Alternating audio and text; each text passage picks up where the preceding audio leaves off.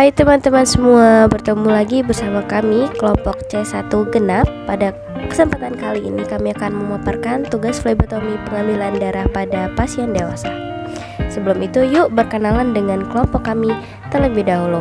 Di sini ada Riana, Hasna, Nur Fadila, Mutia, Nabila, Aprianti, Muhammad Fatih, Meidi, dan Rindi.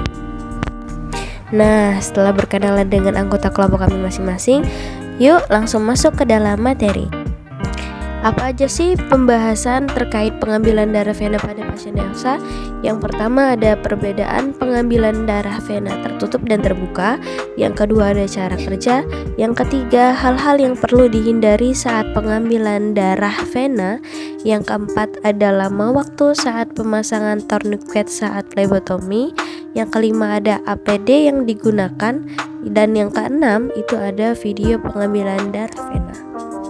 Yuk langsung masuk ke materi pertama, yaitu perbedaan antara pengambilan darah vena terbuka dan tertutup. Bisa teman-teman perhatikan pada poin pertama ada pengambilan darah vena terbuka, di mana pada teknik pengambilan darah ini menggunakan jarum suntik yang terhubung langsung ke dalam vakum jarum, atau maksudnya spuit tersebut sendiri, di mana pada pengambilan darah terbuka ini darah yang didapatkan akan ditampung di dalam spuit itu sendiri. Lanjut ke poin kedua, yaitu pengambilan darah vena tertutup, di mana pada pengambilan kali ini itu menggunakan jarum suntik yang terhubung langsung ke dalam vakum dan holder. Oke, lanjut ke subbab pembahasan selanjutnya, yaitu akan membahas cara kerja dari pengambilan darah vena.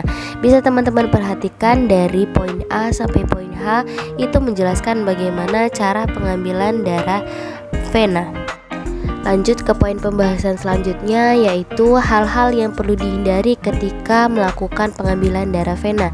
Bisa teman-teman perhatikan dari poin 1 sampai poin 7 itu menjelaskan tentang bagaimana dan apa saja yang harus dihindari selama pengambilan darah vena. Lanjut ke subbab selanjutnya, yaitu lama pemasangan tourniquet. Hal ini sangat berpengaruh vital dalam pengambilan flebotomi, karena hasil yang baik itu juga ditentukan dengan pemasangan tourniquet yang benar. Poin pembahasan yang terakhir adalah penggunaan APD ketika pengambilan darah vena. Hal ini sangat penting dilakukan karena untuk menjaga laboran dari resiko terkena infeksi patogen dan sampel dari resiko terkontaminasi. Last but not least, yang terakhir adalah sedikit pemaparan video dari kelompok kami tentang pengambilan darah pembuluh darah vena. Selamat menyaksikan. Pertama kali yang harus dilakukan adalah laboran mengkonfirmasi identitas terkait pasien, seperti nama, tanggal lahir, dan alamat terkait pasien. Kemudian setelah itu laboran akan mempersiapkan alat-alat dan bahan yang dibutuhkan ketika pengambilan darah vena, seperti mengencangkan tutup dari spuit, kemudian melonggar dan menarik turunkan tuas planger pada spuit. Langkah selanjutnya adalah pemasangan tourniquet, disusul dengan pempalpasian pada area pembuluh darah vena dan pemberian alkohol swab pada daerah penusukan.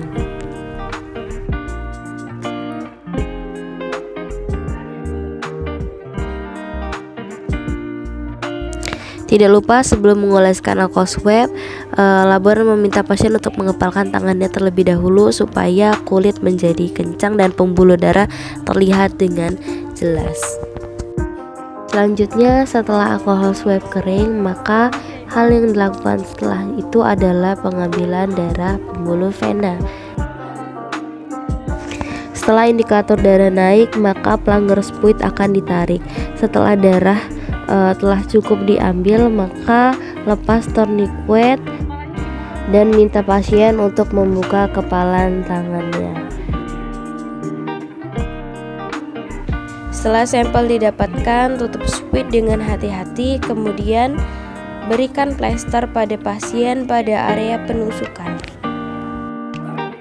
Baik teman-teman, sekian video pembelajaran pengambilan darah pembuluh vena menggunakan spuit kelompok C1 ganjil pada hari ini. And see you, bye-bye.